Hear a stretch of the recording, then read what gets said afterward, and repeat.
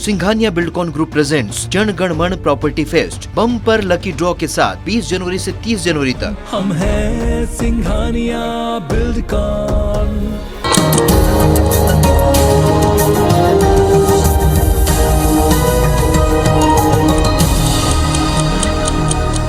नमस्कार, good morning, सुप्रभात। आप देख रहे हैं साथ की बड़ी बात। मैं हूं आपके साथ श्रवण तंबोले। बुलेटिन की शुरुआत करते हैं बड़ी खबरों के साथ। दिल्ली से बड़ी खबर, जहां आज से संसद का बजट सत्र शुरू होगा।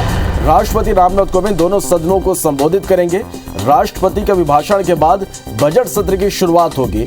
वित्त मंत्री पेश करेंगे साल 2021-22 के लिए इकोनॉमिक सर्वे। सदन में कल बजट पेश होगा। तो आज से बजट सत्र की शुरुआत होने जा रही है। आज राष्ट्रपति रामनाथ कोविंद दोनों सदनों को संबोधित करेंगे। राष्ट्रपति के अभिभाषण के बाद बजट सत्र की शुरुआत होगी और इसके साथ वित्त मंत्री साल 2021-22 के लिए इकोनॉमिक सर्वे पेश करेंगे और सदन में कल बजट पेश होगा।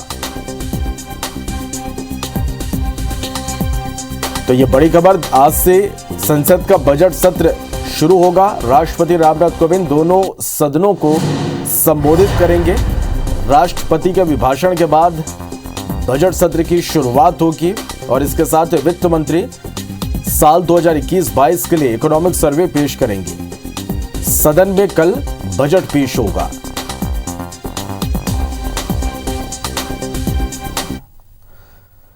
प्रधानमंत्री नरेंद्र मोदी आज वर्चुअल सभा के जरिए पश्चिमी यूपी के 21 विधानसभा सीट के वोटरों से संवाद करेंगे। पश्चिमी उत्तर प्रदेश के 5 जिलों में यह कार्यक्रम होना है, जिसकी तैयारियां पूरी कर ली गई है। रैली को दिखाने और आम आदमी से संवाद करने के लिए 98 स्थानों पर व्यवस्था की गई है, जिसमें 49,000 लोग सीधे देखेंगे और अपनी बात भी कह सकेंगे। आगरा से सीएम योगी आदित्यनाथ और लखनऊ से डिप्टी सीएम दिनेश शर्मा इसमें जुड़ेंगे। स्मार्टफोन रखने वाले लोग जो देश के किसी भी हिस्से में रहते हैं वो इस रैली को देख सकते हैं। तो यूपी में आज प्रधानमंत्री नरेंद्र मोदी की वर्चुअल रैली होगी। पहली बार वर्चुअल संबोधित रैली को प्रधानमंत्री नरेंद्र मोदी करेंगे। 49,000 लोग सीधे इस कार्यक्रम से जुड़ सकेंगे। रायपुर से खबर, जहां सीएम भूपेश बघेल पंजाब के दौरे पर रहेंगे। चंडीगढ़ में press conference CM Bhupesh Baghel करेंगे। टाउन हॉल में कांग्रेस की बैठक को भी संबोधित करेंगे। तो चंडीगढ़ में आज छत्तीसगढ़ के मुख्यमंत्री भूपेश बघेल प्रेस कॉन्फ्रेंस करेंगे। पंजाब के दौरे पर हैं। टाउन हॉल में कांग्रेस की बैठक को भी संबोधित सीएम करेंगे। तो आज पंजाब के दौरे पर रहेंगे छत्तीसगढ़ के मुख्यमंत्री भूपेश बघेल और चंडीगढ़ में press conference CM Bhupesh Baghel करेंगे। टाउन हॉल में कांग्रेस की बैठक को भी संबोधित करेंगे। तो लगातार चुनावी राज्यों का दौरा छत्तीसगढ़ के मुख्यमंत्री भूपेश बघेल कर रहे हैं और आज पंजाब के दौरे पर, जहां चंडीगढ़ में press conference CM Bhupesh Baghel करेंगे। टाउन हॉल में कांग्रेस की बैठक होगी और इस बैठक को भी भूपेश बघेल संबोधित करेंगे। इधर सीएम शिवराज सिंह चौहान आज उत्तराखंड और कल गोवा के चुनावी दौरे पर रहेंगे। सीएम आज उत्तराखंड जाएंगे, जहां वे दोपहर 12 बजे नैनीताल जिले के हल्द्वानी में बीजेपी के चुनाव प्रचार कार्यक्रम की शुरुआत करेंगे। वहीं दोपहर करीब 2 बजे लाल कुआं विधानसभा में डोर टू डोर प्रचार कार्यक्रम में शामिल होंगे, जबकि कल सीएम गोवा के चुनावी दौरे पर रहेंगे। गोवा में कल शाम करीब 4:30 बजे वरना के मलासा मंदिर में दर्शन करेंगे और इसके बाद कल शाम 4:50 पर डाबुलियम चुनाव क्षेत्र की चीकालिम पंचायत हॉल में बीजेपी प्रत्याशी मैविन के साथ प्रचार करेंगे। वहीं शाम 6:30 बजे कोटालम निर्वाचन क्षेत्र के जुआरी नगर में बीजेपी प्रत्याशी नारायण नायक के साथ जनसभा को संबोधित करेंगे।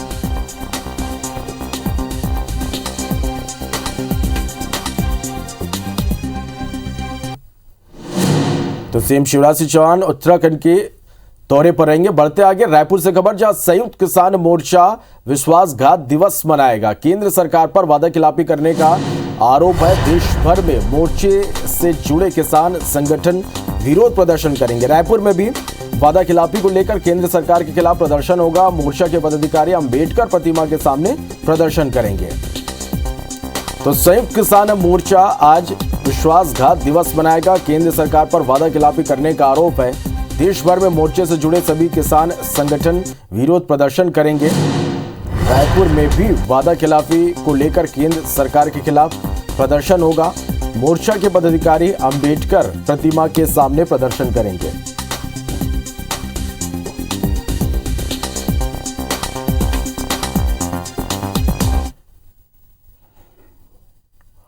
इधर रायपुर में आज बीजेपी किसान मोर्चा का प्रदर्शन होगा। आज प्रदेश के सभी सहकारी समितियों का घेराव करेंगे। बीजेपी किसान मोर्चा के पदाधिकारी समितियों का घेराव करेंगे। धान खरीदी की तारीख 15 दिन बढ़ाने की मांग की जाएगी और 5 सूत्रीय अन्य मांगों को लेकर यह प्रदर्शन होगा। तो रायपुर से खबर, जहां बीजेपी किसान मोर्चा का आज प्रदर्शन होगा। प्रदेश के सभी सहकारी समितियों का घेराव करेंगे। बीजेपी किसान मोर्चा के पदाधिकारी आज समितियों का घेराव करेंगे। धान खरीदी की तारीख 15 दिन बढ़ाने की मांग कर रहे हैं। बढ़ते आगे बात कोरोना अपडेट की करें तो छत्तीसगढ़ में बीते 24 घंटे में 2373 नए केस सामने आए हैं। 24 घंटे में 10 मरीजों की मौत हुई है। प्रदेश में कल 1744 लोग स्वस्थ हुए। प्रदेश में एक्टिव केस 25,734 है। प्रदेश की जो पॉजिटिव दर है 9.14% पर है। तो छत्तीसगढ़ में बीते 24 घंटे में 2373 नए कोरोना के मरीज मिले हैं। इसके साथ ही 24 घंटे में 10 मरीजों की मौत हुई है। प्रदेश में कल 1744 लोग स्वस्थ हुए हैं। प्रदेश में एक्टिव केस 25,734 पहुंच गई है और इसके साथ ही पॉजिटिव दर 9.14% हो गई है। तो 2373 नए केस सामने आए। 1744 मरीज ठीक हुए, वहीं 10 मरीजों की मौत हुई है।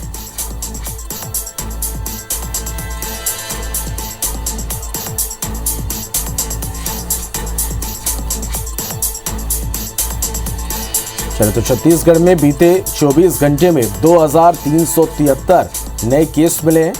लगातार छत्तीसगढ़ में अब कोरोना मरीजों की संख्या घट रही है।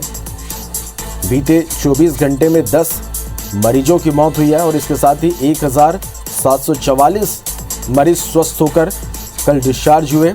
अब 25,734 प्रदेश में एक्टिव केस है। चलिए बात मध्य प्रदेश की करें तो यहां बीते 24 घंटे में 9,305 नए कोरोना के मरीज मिले हैं और अब तक 9,59,439 संक्रमित मध्य प्रदेश में मिल चुके हैं। कल 9 मरीजों की मौत दर्ज की गई और अब तक 10,616 संक्रमितों की मौत हुई है। मध्य प्रदेश में कल 12,041 मरीज डिस्चार्ज हुए, वहीं अब तक 8,85,526 मरीज स्वस्थ हुए। मध्य प्रदेश में एक्टिव मरीजों की संख्या 63,297 पहुंच गई है।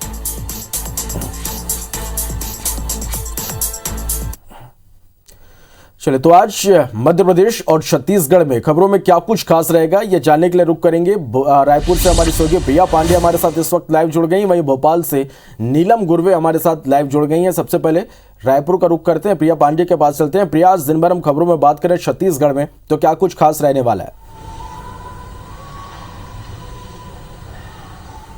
बिल्कुल श्रवण, सबसे पहले बात करते हैं मुख्यमंत्री भूपेश बघेल की। तो मुख्यमंत्री भूपेश बघेल पंजाब के दौरे पर हैं और आज चंडीगढ़ में एक प्रेस वार्ता को संबोधित करने वाले हैं। इसके अलावा वो टाउन हॉल में कार्यकर्ताओं को भी संबोधित करेंगे।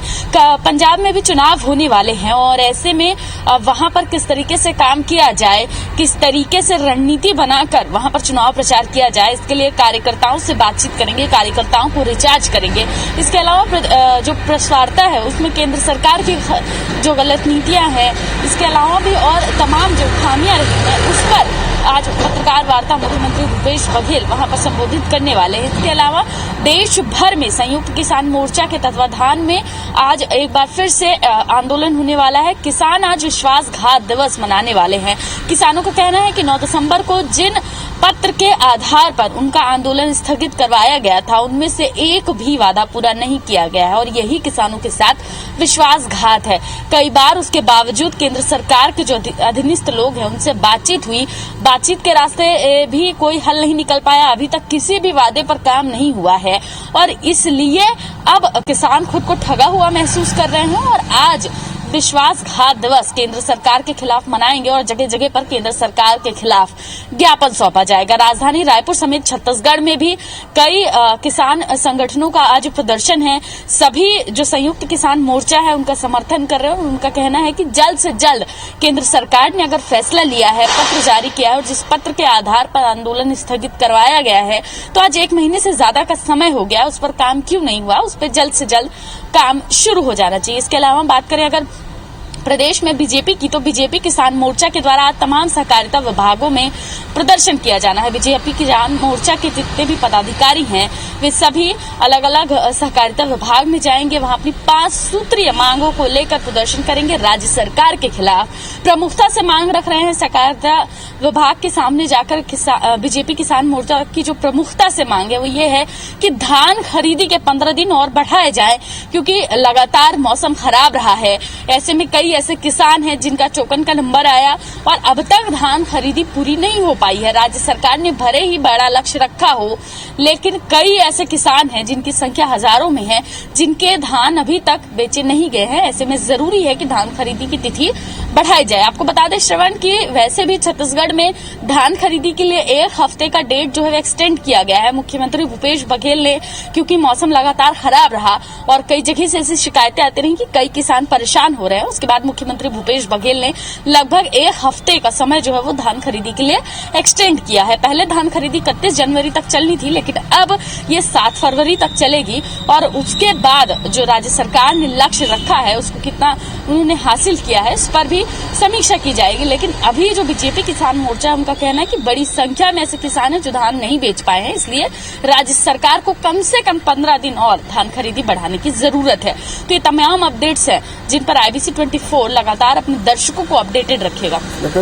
तमाम खबरों से जुड़े हर एक अपडेट लगातार हम दर्शकों तक पहुंचाते रहेंगे। आप हमारे साथ बने रहिएगा। भोपाल का रुख करेंगे, नीलम गुरवे हमारे साथ बनी हुई है। नीलम, मध्य प्रदेश में हम खबरों में आज बात करें तो यहाँ क्या कुछ खास आज खबरों में? जी बिल्कुल, मध्य प्रदेश की बड़ी खबरों की हम बात करें तो मुख्यमंत्री शिवराज सिंह चौहान आज उत्तराखंड के दौरे में रहेंगे, जहां वो चुनावी प्रचारों के कार्यक्रम में शामिल होंगे। दोपहर 12 बजे उनका जो सबसे पहला कार्यक्रम है नैनीताल के हल्द्वानी में उत्तराखंड बीजेपी के चुनाव प्रचार का शुभारंभ करेंगे। चुनावी दौरा वहां दोपहर करीब 2 बजे तक चलेगा। इसके बाद दोपहर 2:20 के करीब उनका जो डोर टू डोर सर्वे है वो भी होना है। तो जिन 5 राज्यों में चुनाव है लगातार वहां पे मुख्यमंत्री शिवराज सिंह चौहान का भी अलग अलग दिनों में चुनावी दौरा है और आज से इसकी जो है शुरुआत होने जा रही है। सबसे पहले आज जो है उत्तराखंड के अलग अलग क्षेत्रों में चुनावी दौरे में सीएम शिवराज शामिल होंगे। वहीं कल जो है 1 तारीख को गोवा में भी उनका चुनावी दौरा है। तो लगातार मुख्यमंत्री चुनावी दौरों में जो है शिरकत करने जा रहे हैं। वहीं अगर हम दूसरी ओर मध्य प्रदेश में कोरोना की बात करें तो मध्य प्रदेश में जो संक्रमण की दर है वो लगातार घटती बढ़ती हुई मिल रही है। अगर हम फिलहाल की बात करते हैं तो 11.49% के आसपास संक्रमण की दर है और रोजाना 9,000 से ज्यादा नए मामले मध्य प्रदेश में सामने आ रहे हैं। हालांकि राहत भरी बात जरूर ये भी है कि जितनी संख्या में नए संक्रमित मिल रहे हैं उससे ज्यादा संख्या में जो है लोग डिस्चार्ज भी हो रहे हैं, यानी कि संक्रमण से ठीक भी हो रहा है। हालांकि इस बीच में जो मौतों का आंकड़ा है वो भी बढ़ता हुआ मिल रहा है। जहां पहले हम देख रहे थे कि बड़ी संख्या में संक्रमित मिल रहे थे पर उसके अनुपात में जो मौतों का आंकड़ा है वो बेहद कम था, पर अब लगातार रोजाना ये देखने को मिल रहा है कि 5 से लेकर 9 मौतें हो रही हैं और पिछले 24 घंटों में भी 9 मौतें हुई हैं। वहीं अगर हम प्रदेश के दो बड़े शहरों हॉटस्पॉट इंदौर और भोपाल की बात करें तो इंदौर में अब संक्रमण के जो मामले हैं धीरे धीरे कम हो रहे हैं। पिछले 24 घंटों में भी 1100 के आसपास नए मामले सामने आए हैं, पर राजधानी भोपाल में अभी मामले कम नहीं हो रहे हैं और इंदौर से ज्यादा नए मामले राजधानी में देखने को मिल रहे हैं। पिछले 24 घंटों में 1900 से ज्यादा नए मामले यहाँ पर दर्ज किए गए हैं। तो इंदौर में जहाँ मामले कम हो रहे हैं वहीं राजधानी भोपाल में मामले कम नहीं हो रहे हैं।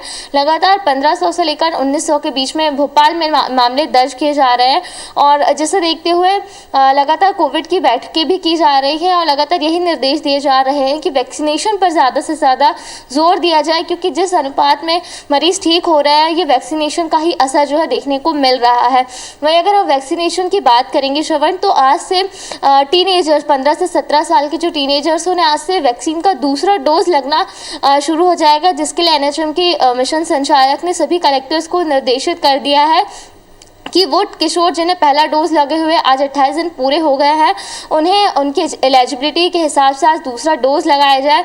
बच्चों के स्कूल में ही वैक्सीन की दूसरी डोज लगाई जाएगी। सभी प्रिंसिपल को भी निर्देशित कर दिया गया है कि वैक्सीन की उपलब्धता के मुताबिक बच्चों को स्कूल में बुला करके वैक्सीन की सेकेंड डोज दे दिया जाए। तो आज से जो है वैक्सीन की दूसरी डोज भी लगना शुरू हो जाएगी। जी चलिए, तो इन तमाम खबरों से जुड़ी हर एक अपडेट लगातार हम दर्शकों तक पहुंचाते रहेंगे। आप दोनों का बहुत शुक्रिया इस पूरी जानकारी के लिए। चलिए बढ़ते आगे। छत्तीसगढ़ के सीएम भूपेश बघेल यूपी के दौरे पर रहे और उन्होंने यूपी के अलग अलग शहरों में कांग्रेस के लिए प्रचार किया। इसी दौरान वे मेरठ पहुंचे, जहां उन्होंने केंद्र सरकार और बीजेपी पर जमकर निशाना साधा। इंडिया गेट से अमर जवान ज्योति को ले जाकर वार मेमोरियल में मिलाए जाने पर मुख्यमंत्री भूपेश बघेल ने कहा कि जिन लोगों को शहादत और बलिदान से कोई लेना देना नहीं हो, वो अमर जवान ज्योति का मतलब नहीं समझ सकते। उन्होंने बताया कि 1972 में तत्कालीन प्रधानमंत्री इंदिरा गांधी ने इसकी स्थापना की थी। तब से इंडिया गेट पर यह अमर जवान ज्योति प्रज्वलित थे। छत्तीसगढ़ के माना स्थित 4th बटालियन में देश के शहीदों के नाम से अमर जवान ज्योति की स्थापना की जाएगी। मुख्यमंत्री भूपेश बघेल ने कहा कि मोदी जी और हम लोगों के रास्ते नदी के दो किनारे की तरह हैं, जो कभी नहीं मिलते हैं। कांग्रेस की विचारधारा महात्मा गांधी की विचारधारा और मोदी की विचारधारा सावरकर और गोडसे की विचारधारा है। कांग्रेस के पूर्व अध्यक्ष राहुल गांधी 3 फरवरी को छत्तीसगढ़ के दौरे के समय रायपुर के माना स्थित 4th बटालियन में अमर जवान ज्योति का शिलान्यास करेंगे। जिन लोगों को शहादत से कोई लेना देना नहीं है, जिनको बलिदान से कोई लेना देना नहीं है, वो अमर जवान ज्योति का मतलब नहीं समझ सकते।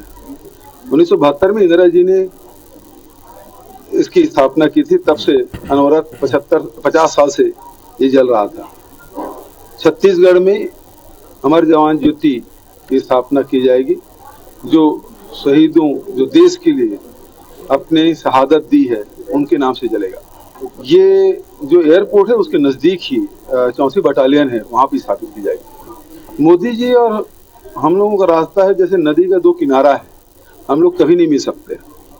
कांग्रेस की विचारधारा महात्मा गांधी का विचारधारा है, जिसमें शांति है, भाईचारा है, सत्य है, अहिंसा है। मोदी जी का रास्ता है वो सावरकर और गोडसे का रास्ता है, जिसमें हिंसा का रास्ता है, जिसमें षड्यंत्र का रास्ता है, जिसमें असहमति का कोई सम्मान नहीं है, जिसे रौंद दिया जाता है। तो हमारे रास्ते और उनके रास्ते बिल्कुल अलग है।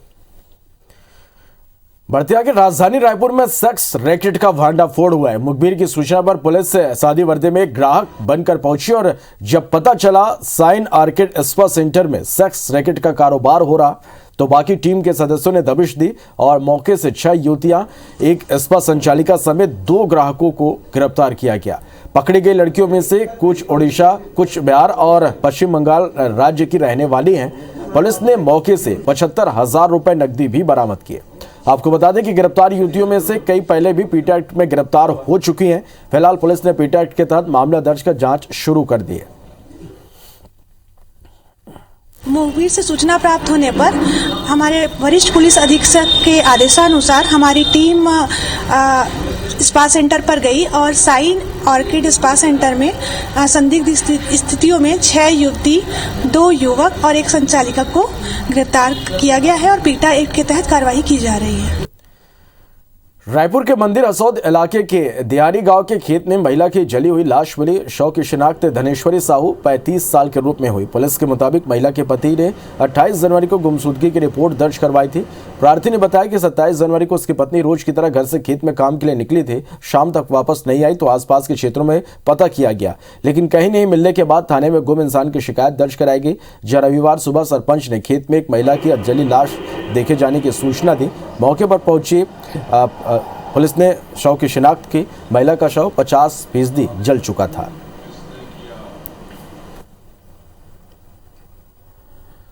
निवाड़ी जिले में पुलिस ने अवैध शराब को लेकर कार्रवाई की। ओरछा पुलिस ने मुखबिर की सूचना पर बागन गांव में दबिश दी, जहां पुलिस ने खेत पर देसी शराब बनाने को लेकर 2 आरोपी ब्रिज किशोर कुशवाहा और मुरारी अहिरवार को गिरफ्तार किया, जबकि 2 आरोपी विनोद पाल और दयाराम कुशवाहा फरार होने में कामयाब रहे। पुलिस ने मौके से 800 लीटर कच्ची देसी शराब और शराब बनाने में उपयोग किए जाने वाला 1800 लीटर लाहन जब्त किया। थाना ओरछा की पुलिस और पुलिस लाइन से बल गया था। संयुक्त कार्रवाई है इसमें। हमने 2 लोगों को मौके से पकड़ा है और लगभग 5 ड्रम शराब, कच्ची शराब मिली है, जिसमें मात्रा लगभग 800 लीटर के आसपास है। मंडला जिले के निवासी तहसील अंतर्गत ग्राम बिझोली में उप स्वास्थ्य केंद्र तबेला बन गया। उप स्वास्थ्य केंद्र में लोग भैंस बांध रहे, भवन खंडहर बनते जा रहा। करीब 4000 की आबादी वाले इस क्षेत्र को स्वास्थ्य सेवाएं नहीं मिल पा रही है। ग्रामीणों को इलाज के लिए स्वास्थ्य केंद्र, निवास या कहीं अन्य जगह जाना पड़ रहा है। उप स्वास्थ्य केंद्र न होने से जो है इतनी तकलीफ़ों का सामना करना पड़ रहा है कि समय पे जो है स्वास्थ्य व्यवस्थाएं नहीं हो पाती हैं। मरीज को निवास तक पहुंचने में जो है तकलीफ़ होती है। पता चलता है कि आधे रास्ते तक भी मरीज पहुंचा और काम डल जाता है। वर्तमान में ये जो बिल्डिंग है जर्जर स्थिति में पड़ी हुई है, ये शासन की अनदेखी के कारण है। और यहाँ पर हम तो मांग करते हैं कि जल्द से जल्द यहाँ प्राथमिक स्वास्थ्य केंद्र जो लगभग 45 वर्ष से यहाँ हैं, उसको पुनः उसका अस्पताल की नई बिल्डिंग बना करके और यहाँ स्वास्थ्य लाभ लोगों को दिया जाए। ऐसे 2 भवन है हमारे, जो बिझवाली का भवन है और बीकमपुर का भवन है। दोनों ही भवन सैंक्शन हो चुके हैं। जैसी ज़मीन आवंटित हो जाती है ना, कार्य को प्रारंभ करने की जो है हमारी तरफ से कार्रवाई की जाएगी। बढ़ते आगे और आइए अब आपको एक ऐसे रामलीला के बारे में बताते हैं जो पिछले 121 साल से लगातार मंचित की जा रही है।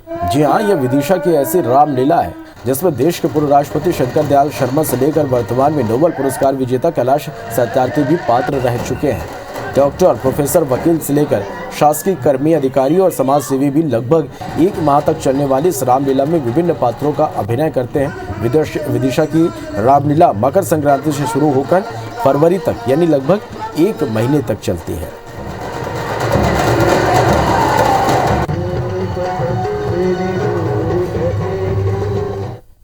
डॉक्टर शंकर दयाल शर्मा जी राष्ट्रपति, पूर्व राष्ट्रपति, श्री प्रताप भानु शर्मा जी पूर्व सांसद और मध्य प्रदेश के पूर्व वित्त मंत्री राघव जी भाई यहाँ पर पात्र बने, जिन्होंने अपनी भूमिका निभाई। और नोबेल विजेता कैलाश सत्यार्थी जी भी यहाँ पर काम किया है उन्होंने। विदिशा में राम बारात बहुत ही भव्य तरीके से निकाले गए। ऐसा लगता है भगवान साक्षात यहाँ धरती पर आ रहे हैं। बिल्कुल बहुत अच्छे से सम्मान किया जाता है सबका। इस वक्त कोविड की वजह से गाइडलाइंस का पालन करते हुए बिना दर्शकों की रामलीला हो रही है। इस रामलीला को यूट्यूब, फेसबुक के माध्यम और वेबसाइट के माध्यम से भारत नहीं बल्कि समस्त देशों विदेशों तक में दिखाया जा रहा है।